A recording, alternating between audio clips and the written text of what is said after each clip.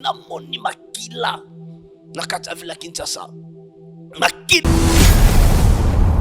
nzamba lobi na ngai mois ya 2023 janvier février namoni ba mort moko ya makasi ya mabe nazomona février janvier namoni mutu moko munene nzamba talisi namona koyi namoni libulu mais namona kati ya libulu wana namoni batu bazokoya na kati ya libulu. Oh Seigneur, je me suis demandé Seigneur pourquoi ça namoni trouble ezomema batu ezomema ba papa ezomema ba mama ezomema bana namoni banda musu bazolela bazotika bofele namoni même eza ba musicien chrétien namoni eza même ba musicien profane namoni batu na kati ya libulu wana trouble ezobwaka batu na kati ya libulu ezokotisa batu na kati ya libulu moko ya ba musicien chrétien munene namoni akoyi na kati ya libulu wana namoni même kota ba musicien profane moko so ya munene namoni akoyi na kati ya libulu wana na Kinshasa to na mokili namoni makila na kati ya vila Kinshasa nzamba lobi na ngai peuple nzambe fi esambela makasi pe nzamba yebisi ngai faut même ba autorité na biso même ba politicien na biso balinga peuple bazokamba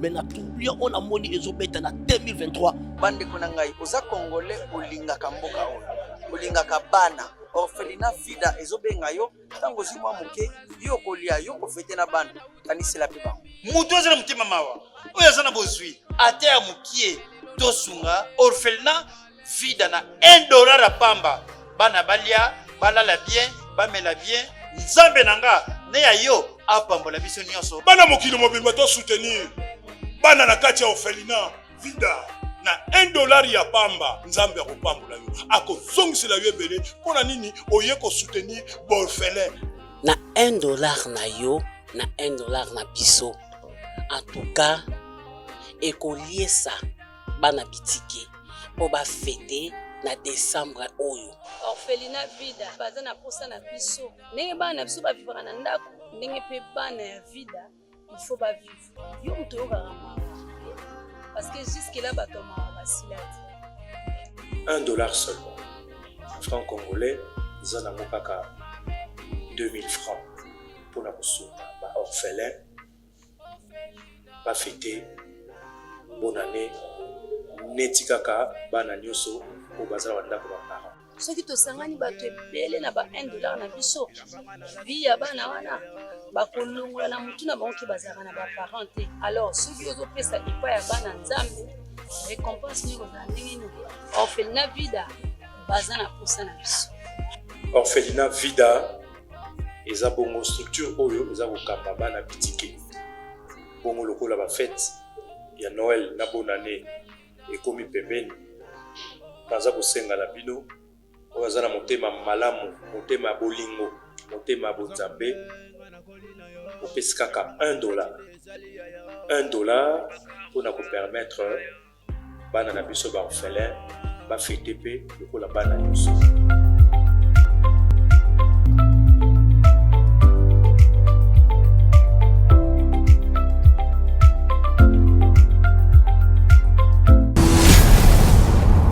Chez Biso Télévision, chaîne Oyo Ekokani na yo.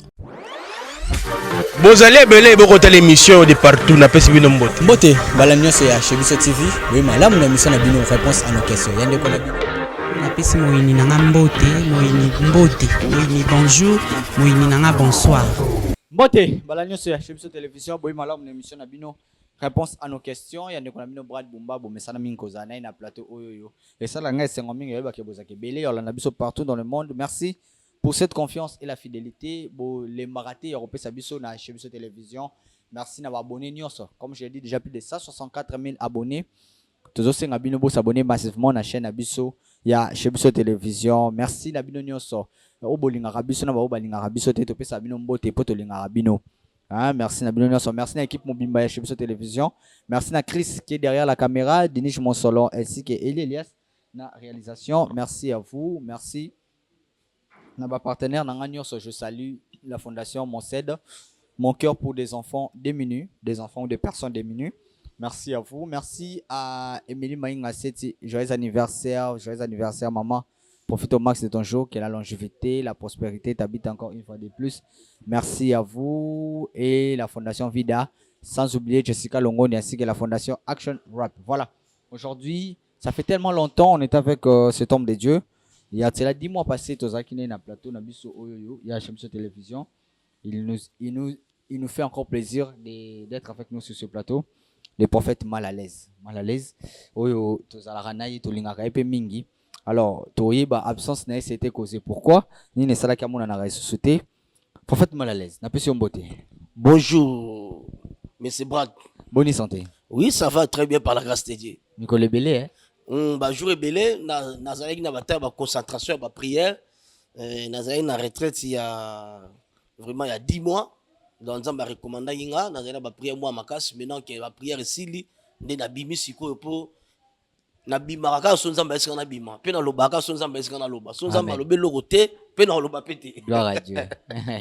Puis ça bamboni na biso mbote avant de démarrer na biso. Ok, na pesi babone nyon surtout ya chez biso télévision mbote. Bipenyo surtout bozali partout dans le monde. Zambe nanga apambola bino. Voilà, merci beaucoup l'homme de Dieu. Toyebi ke nengo bimi boé, ce qu'il y a à dire. Thème na biso tolobela lelo tolobela. Les Égyptiens que nous voyons aujourd'hui, on les verra plus jamais. Et on est aussi na mokanda Exode, mais avant d'arriver là, toyebi ke ça na mo ba message, ba révélation kolo atindi. Avant to kota kumba biso na prière pour to kota na ben. Il y a émission na biso. Seigneur, te précieux merci, te recommander moment ya émission entre tes mains. Tika mutunyo sur Hollande émission à la édifier, à la bénir, à la délivrer au nom puissant de Jésus-Christ de Nazareth. To sambeli. Amen. Amen. Voilà. Retraite l'équipe bien. Oui, retraite l'équipe bien, très bien par la grâce de Dieu. C'était vraiment très bien.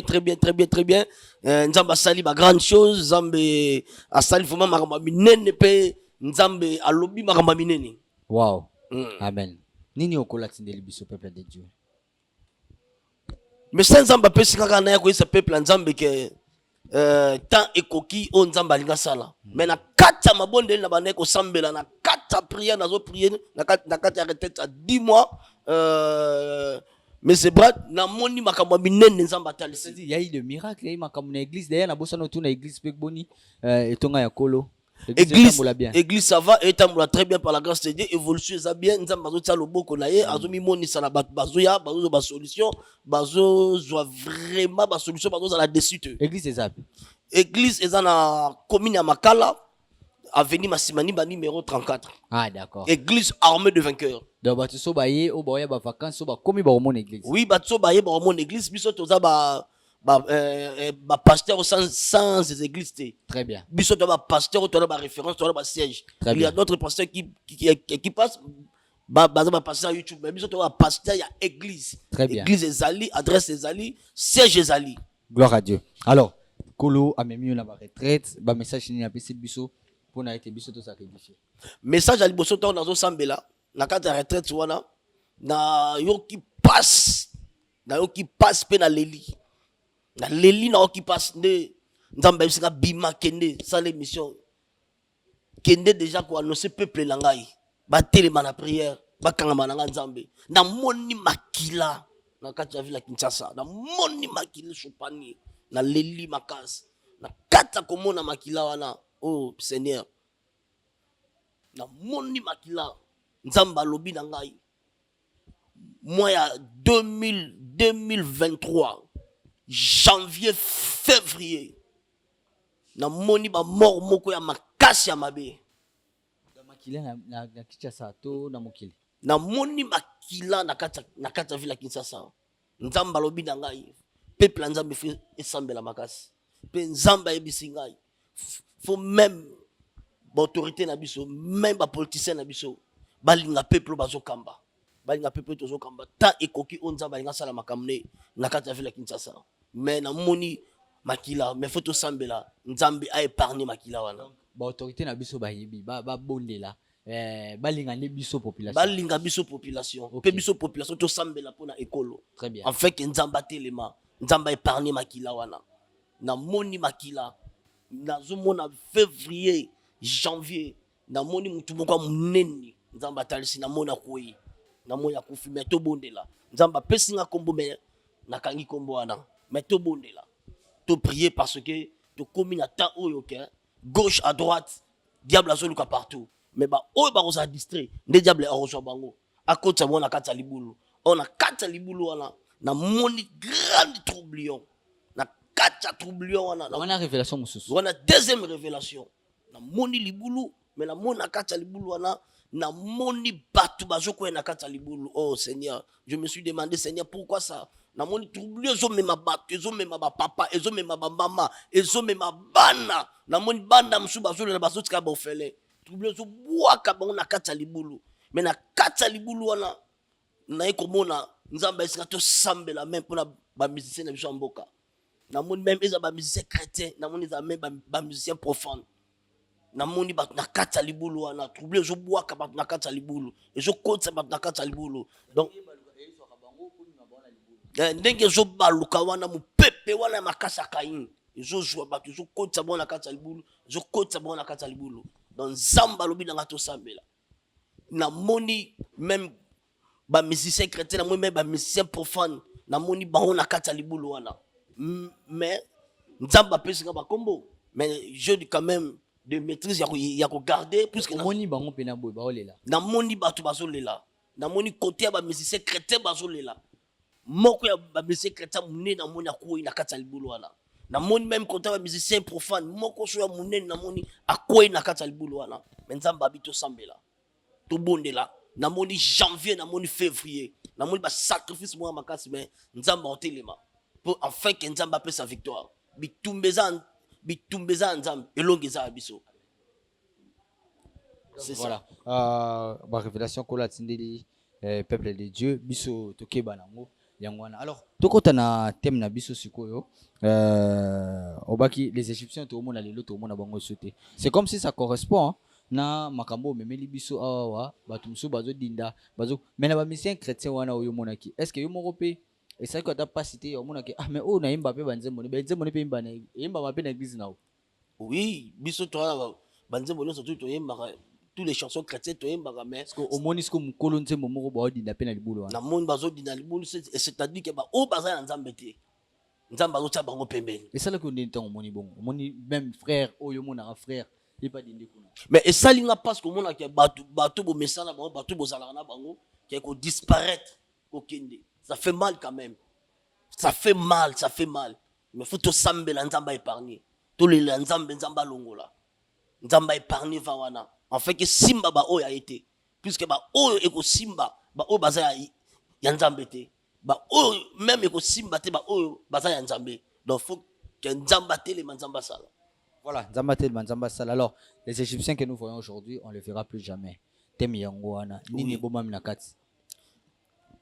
Na kata révélation na kata prière nzamba pesika Exode chapitre 13 Exode chapitre 14 verset 13 nzamba bisinga que les Égyptiens que vous voyez aujourd'hui vous ne le verrez plus jamais. D'ailleurs je vous permets aussi d'être le plateau oté ya biso hein toyo karabango toyo kaningo oté ya biso. Dieu m'a dit que les Égyptiens que vous voyez aujourd'hui vous ne verrez plus jamais. Nzamba pesika message dans Exode chapitre 14 verset 13. Or, Exode, ils ont signifié qu'ils ont tel semso kobima. Ils ont batu mususu. On Nzambe a révélé ngai. Na kata libulu wana. Libulu est déjà danger. Mutu ko kwea na libulu to mutu na kata libulu. On a kata libulu mutu akosa lelo côté. Na kata libulu mutu akoyeko sa sortie te. Na kata libulu mutu azalo ko la bloquer, mutu azalo ko la limiter. Oh, Nzamba ebisinga que les Égyptiens que vous voyez aujourd'hui, vous ne le verrez plus jamais. Et ça na batu mingi ba telemelaka batu. Et ça na batu mingi ba bundisaka batu. Et ça na batu mingi ba kangaka destiné na yo. Et ça na batu mingi ba blokaka destiné na yo. Et ça na batu mingi ba blokaka mariage na yo. Et ça na batu mingi ba blokaka mabota na yo. Et ça na batu mingi ba blokaka même mikanda na yo ba bloka papier na yo. Et ça na batu mingi même ba bundisa libala na yo. Mais le Seigneur m'a envoyé pour te dire que les Égyptiens que vous voyez, oh, les Égyptiens wana baza banguna, les Égyptiens wana baza bateau balingi kimia na ote, bateau balingi avancement ote, bateau balingi yo progresser te, bateau balingi yo évoluer te, bateau balingi yo avancer te, bateau batia limite na vie na yo, bateau bato ba limita vie na yo, bato ba limita finance na yo, bato ba limita ba relation na yo. C'est pour cela que Dieu m'a envoyé pour te dire que les Égyptiens que vous voyez aujourd'hui, vous ne verrez plus jamais. Or, et comme étant Zambé, à ça la ratissage, bah au bazar y était Zamba écarté bango. Et dans la même côté musique profane, et dans la même côté musique chrétien. Bah au bazar Zamba écarté bango. Et dans la même nakata famille na yo, yo jolandangai. Partout jolandangai. Oh ya bundu so banvula na banvula. Oh ya combattre santé na yo bané à bané. Zamba ebisingai. Les Égyptiens que vous voyez aujourd'hui, dans la bataille au monde en décembre, mais Zamba ebisingai janvier, février dans la bataille.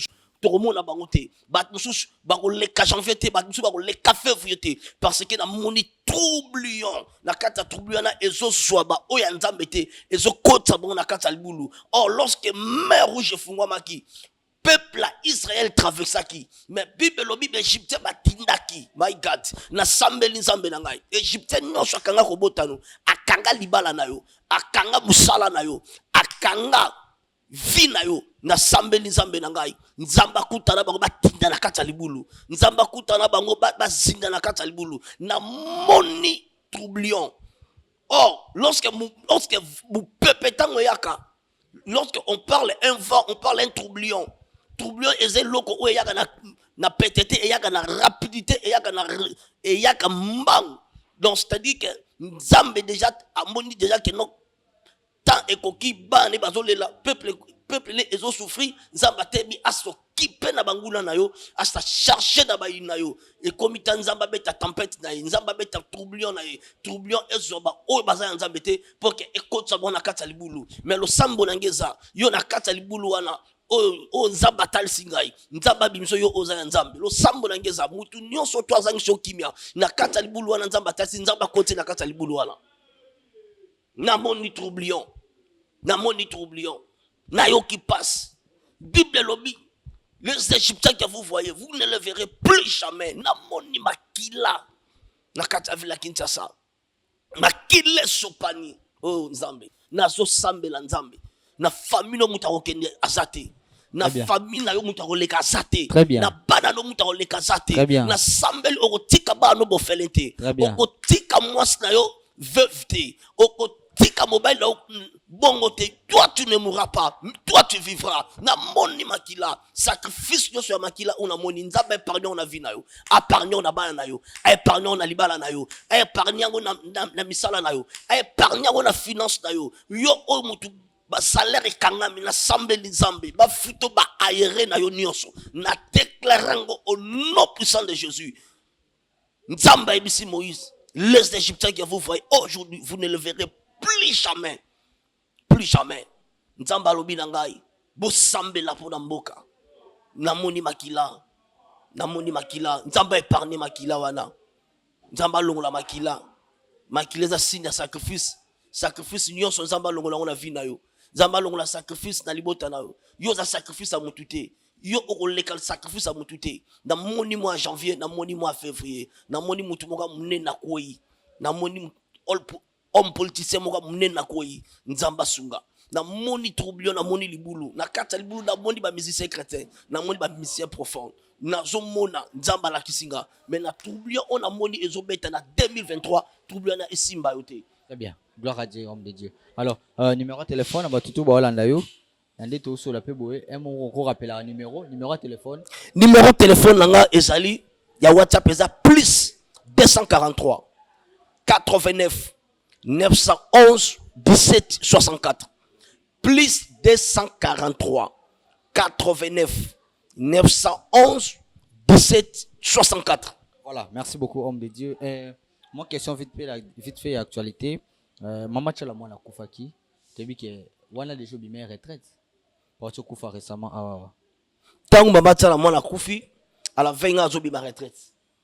Omona kiango esalio ndeni atake muto pe okoye koyeba. Ça m'a fait mal quand même. Ça m'a fait mal comme on a Manzambe à Kendeboui. Ça m'a fait mal, mais je priais que Dieu a fait grâce. Quand même, que Aza, moko ya ba mama oyo, baza ba ikol na kata mboka na biso, o ba binisa batu, o ba pesa même basi elengi ya kobina, ya koyemba, kilo basi. Na kilo basi maman oyo atomboli quand même musique na biso ya mboka. Donc molimo ne epé malakimia. Merci beaucoup. On était là avec le prophète mal à l'aise. Mais comment mal à l'aise, Wana? Comment mal à l'aise? Les rapports au taba des mots mal à l'aise. Au taba des mots mal à l'aise. Est-ce qu'il y a des moments où le qui ont mal à l'aise? Est-ce qu'il y a des moments où la comment on dit bon mal à l'aise? Alors bi mal à l'aise ba. Témoignez dans le bouquet. Témoignez dans le bouquet. T'as des moments mal à l'aise.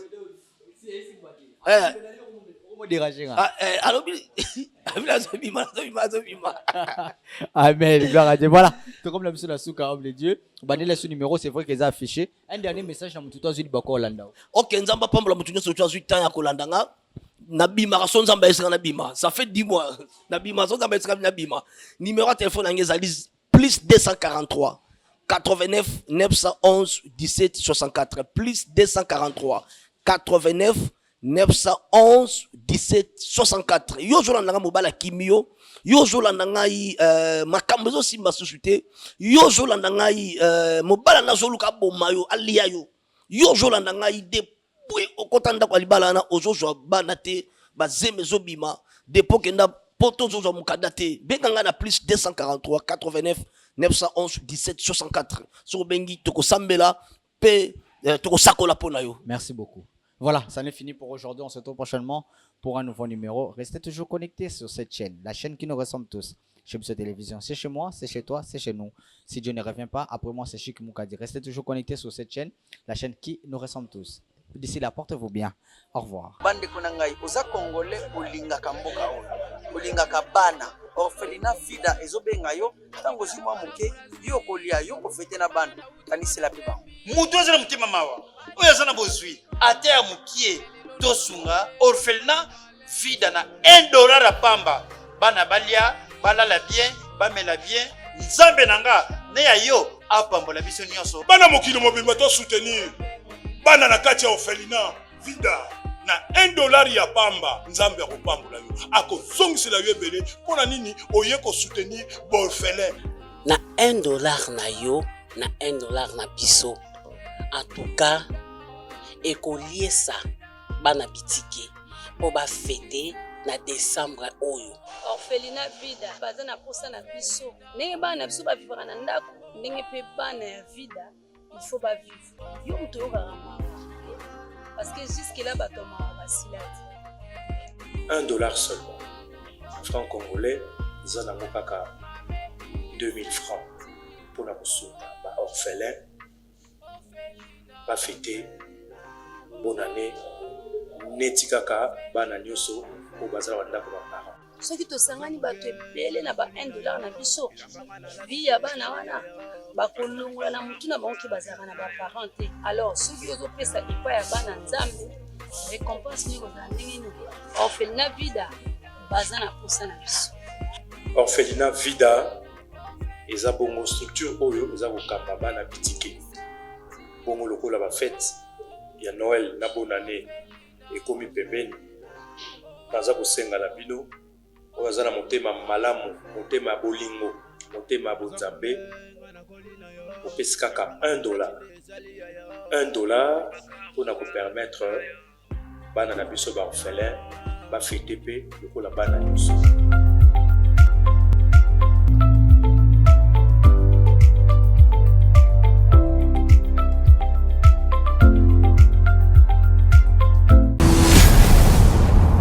Chez Bisso Télévision, chaîne oyo ekokani na yo. Bozali ebele bokota l'émission de partout na pesi bino mbote. Mbote bala nyonso ya chez Bisso TV. Oui, malamu na mission na bino réponse à nos questions. Yande ko na bino. Na pesi moyini nanga mbote, moyini bonjour, moyini nanga bonsoir.